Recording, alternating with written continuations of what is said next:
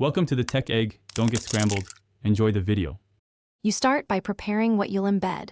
Make sure you have a public Spotify track or playlist and your Notion page open in edit mode. Once done, grab the Spotify share link using share right arrow copy link. This produces the exact URL Notion needs to generate a player. While you're copying, confirm the playlist or track is not private so the embed can stream for viewers.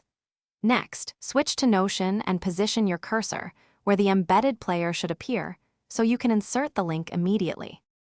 Now paste that Spotify link directly into Notion and press enter. Notion will often convert it into an embed block automatically. If automatic conversion fails, type /embed, choose embed, then paste the Spotify URL and confirm.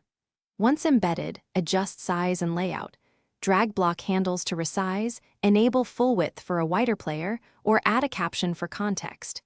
Make sure to test playback in the Notion view, sometimes toggling the block off, and on refreshes the player source, and resolve. Finish by setting Notion page, sharing so others can use the embedded Spotify player. Choose can view or hire depending on needs.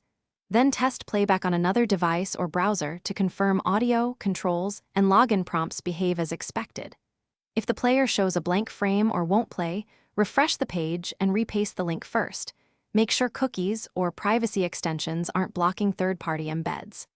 As a fallback, generate the Spotify embed code iframe and try embedding via the /embed option instead. Thanks for watching. Consider subscribing if I helped unscramble your problems.